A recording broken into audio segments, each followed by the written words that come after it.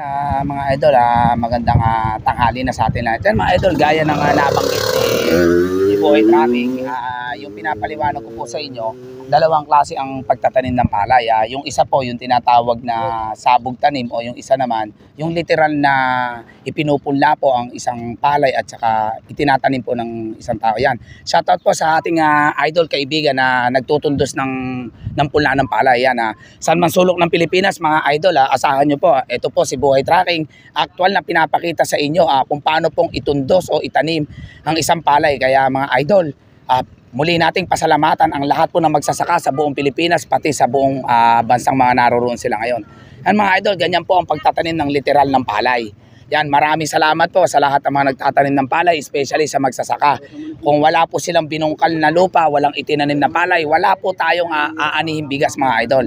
Kaya sa mga kababayan natin, saan man sulok ng Pilipinas, maging sa mga bansang naroroon kayo ngayon, ito po aktual na binibidyoan o pinapakita ni Buhay Tracking kung paano po itanim ang isang punla ng palay o maging palay na at pagkainani po magiging bigas. Yan po ang kinakain natin sa araw-araw mga idol.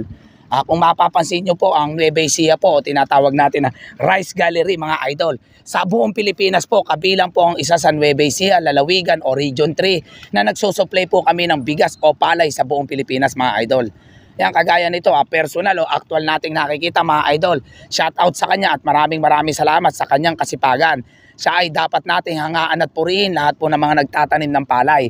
Kung hindi dahil po sa kanila mga idol, wala po tayong kakainin o ilulutong bigas mga idol yan o sasaingin. Yan, shoutout sa iyo kaibigan at sa buong pamilya mo. Ganito mga idol, especially nagpapasalamat tayo sa bansang Japan, sa mga Hapon o tinatawag na ni Honjin.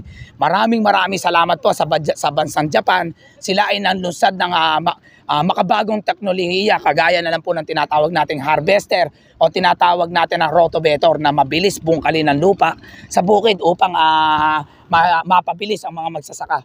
Yan mga idol, kagaya ng nakikita natin ngayon, aktual po ang ating idol kaibigan nagtatanim. Itinutundos niya ang punla ng palay upang tayo ay may kainin mga idol. Yan, personal po na hinintuan ni Buhay Tracking yan mga idol. Shoutout po sa lahat ng mga kababayan natin sa Nueva Ecija, especially sa bayan ng Cabiao. Yan, binabati natin ang butihing Mayor Rami Rivera. Nandito po sa lugar nyo ngayon o nandito sa inyong barangay si Buhay Tracking upang maipakita natin saan man sulok ng Pilipinas, maging sa ibang bansang mga naroroon ang mga kapwa nating magsasaka. Yan mga idol, si Buhay Tracking, anak din po ako na isang magsasaka. Dadapwat ang aking linya po ay tinatawag natin na truck driver. Yan, napapabilang po si Buhay Tracking sa pagiging isang truck driver. Saan man sulok ng Pilipinas tayo nakakarating. Ngayon po mga idol, actual kong pinakikita sa inyo kung paano itundos ang pananim o punla po ng palay. Yan. Maraming salamat po sa lahat mga nagtatanim po ng punla ng palay o tinatawag natin na magiging palay at magiging bigas po mga idol. Yan. Maraming salamat po sa kanila. And idol,